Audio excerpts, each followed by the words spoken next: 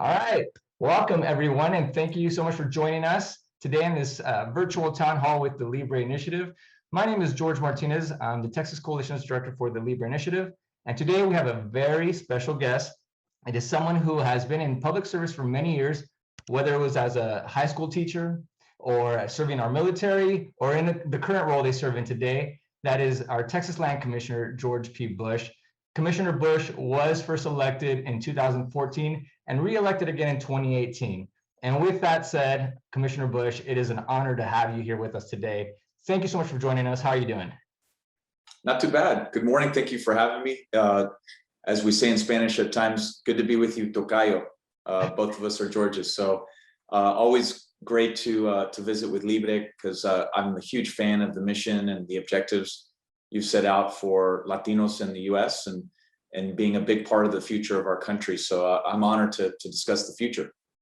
Thank you. Likewise, you beat me to it. I was going to say Tocayo here. I happened to be with your uncle a few weeks ago, and he's like, I go by Jorge, and I was like, well, I go by George, and so it's great to hear that from you.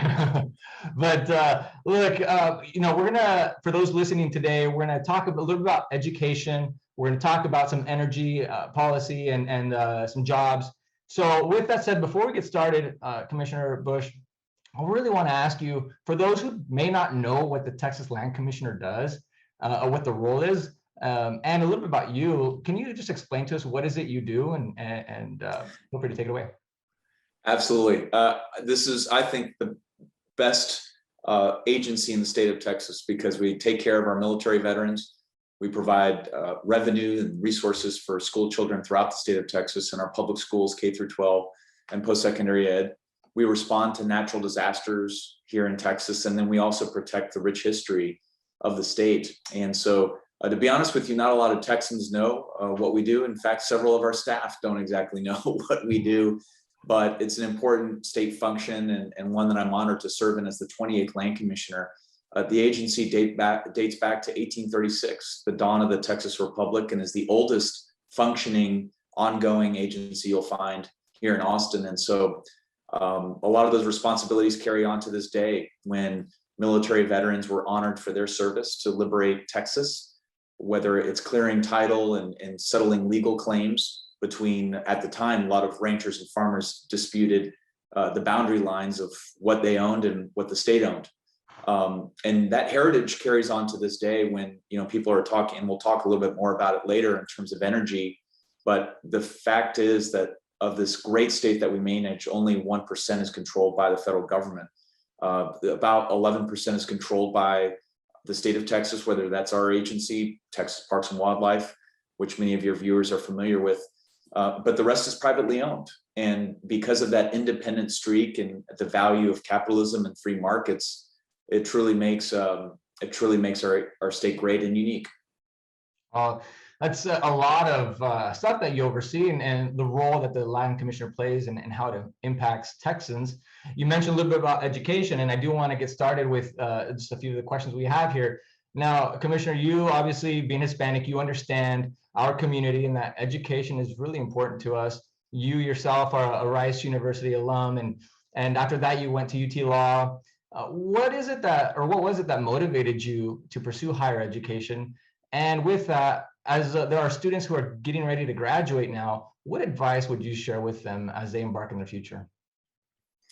Well, my message was very simple in terms of why I applied to Rice University, because I wanted to be close to my grandparents. My grandparents were in Washington, D.C. for so long and served our great country in so many different ways. But I never really had a chance to spend a lot of time with mis abuelos. And so to be closer to them in Houston was pretty awesome, where we hung out at Chewy's, for example, in Houston on Sundays after church, and being able to watch baseball with them. And I walked on the baseball team at Rice. But I think my message to a lot of your viewers is to follow your passion. For me, it was being close to my family and playing baseball. And Rice at the time was number 3 in the nation. Jose Cruz, Lance Berkman, and a few other players would go on to play in the leagues. And you can see a few of my baseballs in the background as part of my collection to show that I'm a big baseball fan. But all to say that Rice, I was lucky to get into. Academically, it's very challenging, but had a great program as it related to government, as related to political science. At the time, I also had an interest in science and engineering and a great program there, in addition to being able to play baseball. So for me, it all kind of came together, and got involved with Catholic Charities as part of my volunteering effort in inner city Houston. And I really grew as a person. And so I think that's my message is cast a wide net, look at every single school that there is, even if it's outside of Texas, for your listeners that are in Texas, or look at, opportunities outside. I know a lot of us can think about night school as well, and, working while you pay your way. Because, fortunately in my time, paying that tuition bill was substantially cheaper than what it is now. I hear horror stories of a quarter of $1 million to $500,000 just to get a 4-year degree, which is it's untenable for many people. So I know scholarships and financial aid are a big part of that. In terms of law school, it was a different deal, because I helped out my uncle's campaign in 2000, and I was really interested in politics, and I knew that the law was at the intersection of government and politics, and that's why I applied to the University of Texas. Worked under Dean Powers, who later became the president of the University of Texas, and again had a great experience there and learning the foundations of what makes our government work.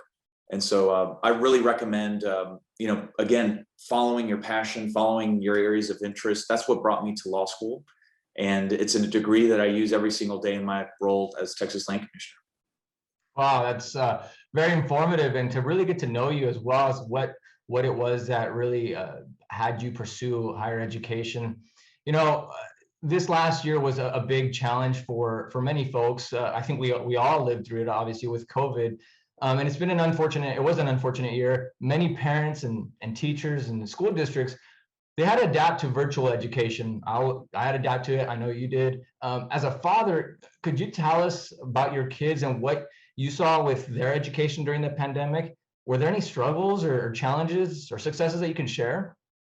Well, I should share with you, George, that digital education provides an incredible opportunity, I think, for our older students in Texas. As I mentioned, a lot of our students can't afford directly to go 4 years, so they'll work part-time, work toward a technical degree, work to an associate's degree, maybe earn that associate's degree in high school, and a lot of that is going digital as it was before the pandemic. And I think that's only going to accelerate for a lot of Texas students.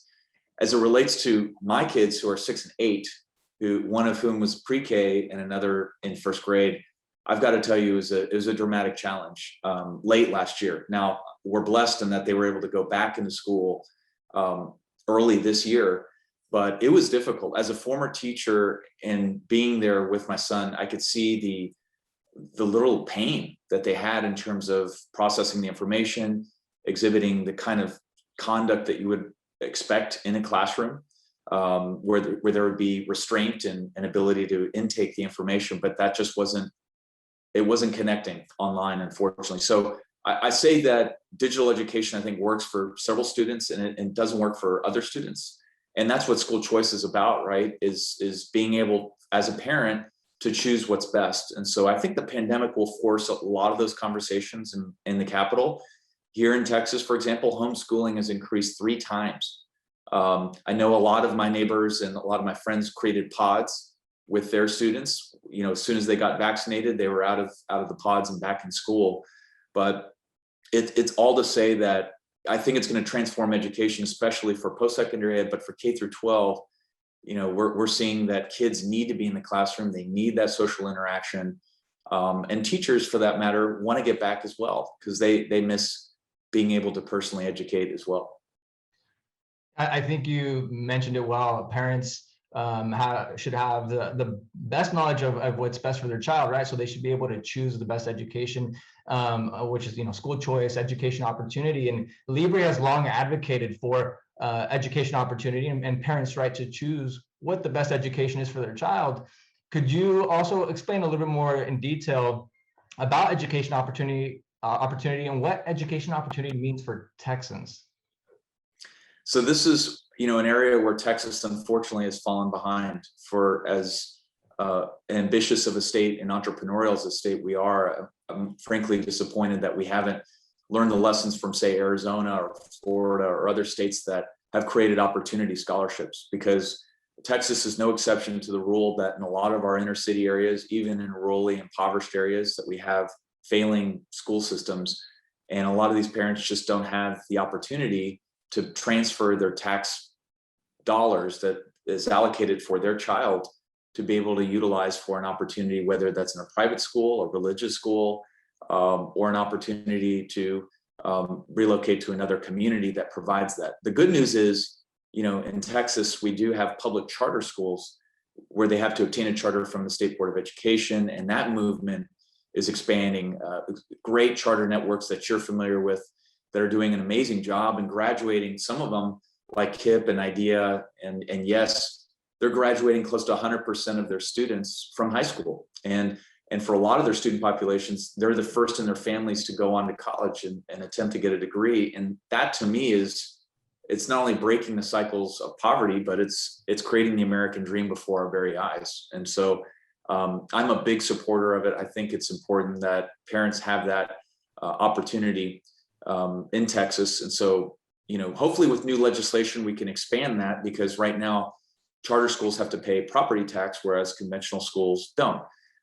As the manager of an endowment that supports public education, I've worked with the State Board of Education to allow public charters to have access to bond financing, because for a lot of charter schools, the brick and mortar aspect of managing a network is probably the most expensive, and to be able to access the bond guarantee program of Texas lessens that cost significantly.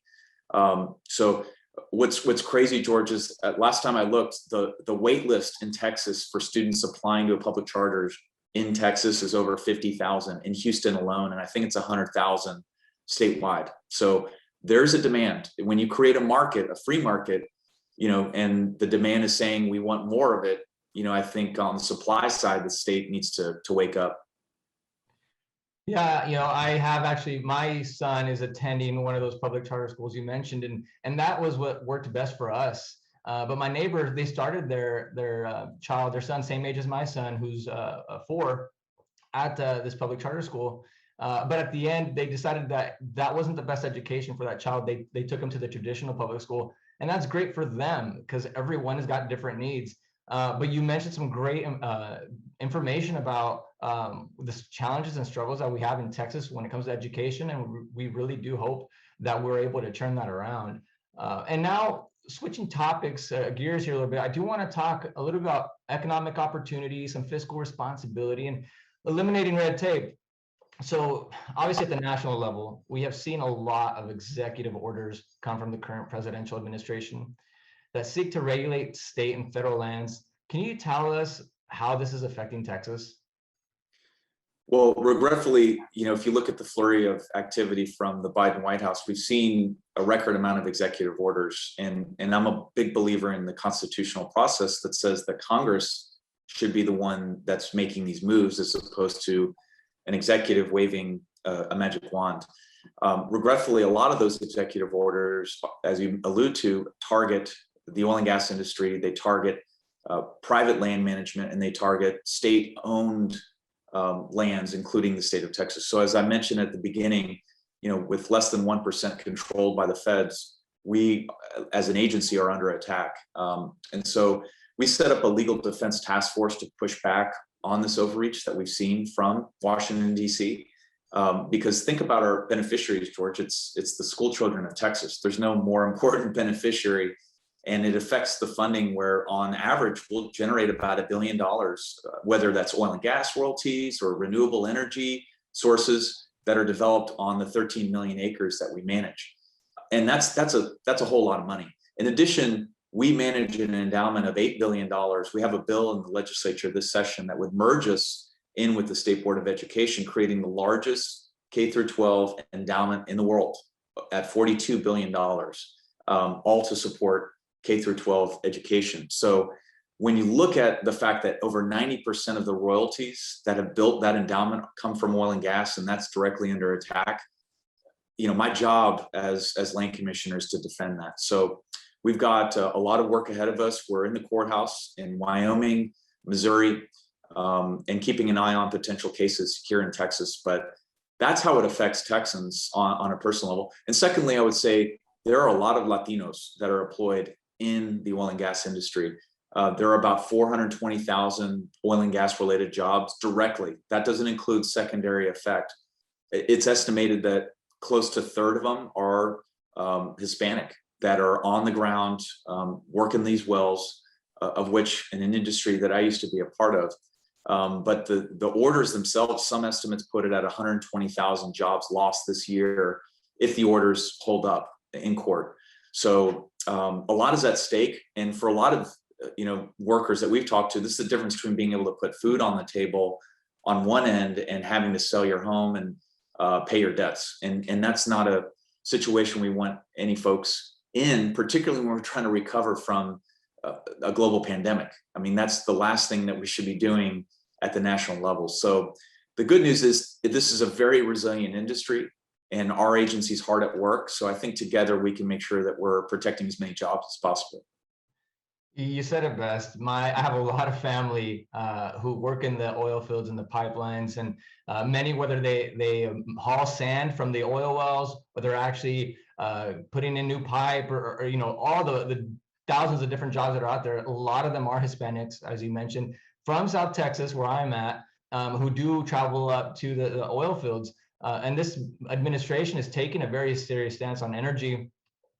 With this new infrastructure bill and all the energy regulation, what do you forecast for jobs when it comes to the energy sector? Well, regretfully, I've been calling him the $6 trillion man, because this is unprecedented. Before the pandemic, we were already spending as a country, and the national debt equaled the entire size of our economy. So 100%, and that hasn't been done since World War II. With an additional $7 trillion of spending, with very small modifications in terms of how we raise taxes, it's just not sustainable for as great of a country as we are. So, our message is pretty clear, in Texas, that we've got to push back on this overwhelming amount of spending that's untenable.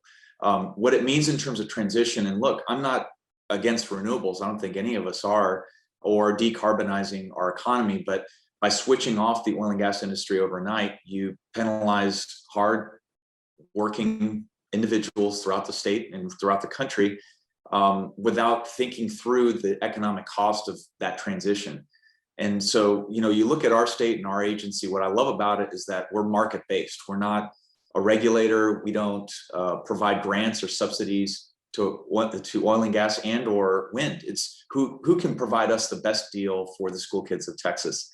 And based on that, now wind is number one. We're number one. Texas produces more wind than any other state in the country. Solar, we're number two behind California. But in terms of oil, we produce 40% of the nation's oil and a third of the nation's gas. And so it really is going to require all sources of energy. And if Winter Storm Uri proved one thing, it means we need more commodities. We need more energy for a state that's now growing to almost 30 million by the next 2 years. So that's been our message in looking at the infrastructure plan, is that, and not only that, but it's very wasteful, right? So there's $600 billion devoted to community healthcare. And look, I'm for healthcare, but when you're advertising this as infrastructure, most people wouldn't associate that as infrastructure. Some estimates put it at really closer to 20% of the total 2.6 trillion devoted to roads and bridges and highways, the types of projects that you would associate with infrastructure. Well, we've talked obviously about education, some energy stuff. Is it all right with you if we kind of take the focus away from policy and just get to know you on a personal level? I have 3 questions just for our audience to see who you are as an individual. Is that all right? Absolutely. All right. So these are a little fun. How do you like your coffee? And if you don't drink coffee, what's your go-to drink? Well, I used to be a big black coffee drinker, just kind of order a drip at Starbucks, but lately I've been kind of softening up with a little milk in there. So I'll go 3/4 of a cup, about 1/4 of milk, no sugar. And, to help with my sleeping patterns, I do not go over 2 cups of coffee, and then I transition to just pure water all day long. But yeah, I've been reading a lot about some of these athletes like Tom Brady, who are in their 40s, and just really impressed with their workout regimen. I mean, I think we're the same age. I'm 45. He's what, 43, 44. And there's got to be a secret sauce to what he does. And so whether it's him or Tony Gonzalez, the Hall of Fame tight end for the Chiefs, you know, a lot of them have given up coffee entirely. They just go straight to liquids. So maybe one day I can actually quit coffee, but as of right now, I still need 2 cups. Okay, 2 cups. That's what my wife does every day. So, and I'm sure a lot of other people. The next question, if you could share a meal with anyone, whether they're dead or alive, who would that be? So in terms of, I mean, he's not dead in my opinion, but Jesus Christ, I mean, that would be number 1 on my list. You know, I'm a man of faith and raising my kids in the church as well. And it's important to me on a personal level. In terms of, you know, maybe recent leaders, I'd have to think about that, but you know, I'd love to go after Winston Churchill and have a dinner with him. Pretty fascinating man who not only was a statesman and a public leader and a great speaker, but an amazing artist. So, and very accomplished, wrote quite a bit, was a military veteran, just wrapped up a biography on him. And that would be quite interesting. I think I would avoid the dinner with Napoleon. I finished that biography recently too. That might be a little too violent for my taste. Well, yes, I see you're a man of faith, and that's great to see as well when you're, you know, what you've posted online and that you mentioned it. You know, Jesus Christ is not dead; he's alive. And the last question here is, when you disconnect from politics, what do you enjoy doing with your family? I saw you recently did some fun activities with your children. Is there anything specific that you like to do on your times off, your days off? Well, before I ran for office, I loved golf. A big hunter, loved going out and shooting birds or hogs. You know, with boys, it changes things. You know, I devote all of my free time. I have very little of a social life. I've kind of turned my public service into my social life, but when I get home, you know, my heart truly warms when I see my kids. And so, you know, in the garage, we have just about every single sports equipment that you'll find, but they're just really kind of not into that. They're more into like getting their fingers dirty and looking for bugs and that kind of thing. But maybe in due time, you know, they're 6 and 8. But yeah, that photo that I posted was us at the putt-putt golf course. I'm trying to work them into golf slowly but surely. There's a few putt-putt golf courses around town, but always looking for ways to have fun with them. They love going to the military. They're so into the military. We bring them to Camp Mabry here in Austin, where they have a Texas military museum going back to the Republic days. They love that. So maybe we've got some future soldiers there. Awesome. Well, thank you so much for just sharing a little bit about you and your on a personal level, and also talking policy with us. It's been a complete honor to have you with us today. And is there any last things you want to add to our audience or say? Yeah, I mean, I would just encourage you all to get involved in the future of the state, because the Hispanic voice is, I think, the most important growing voice in our state. And you know, it's hard to complain about what's happening in the world unless we all get involved and all participate. And so consider me an ally and a friend, and the honor is mine. I love the group, and I love the organization and what you're doing throughout the country. Let me know what we can do here in Austin. Thank you, Commissioner. As Commissioner Bush said, if you want to get involved, please consider looking up the Leave It Initiative. Follow us on Facebook, Twitter, Instagram, message us, contact us, because we want to make sure you are activated and you show your support for this legislation if you're also in alignment with this. So with that said, thank you so much, Commissioner Bush. I hope you have a great day.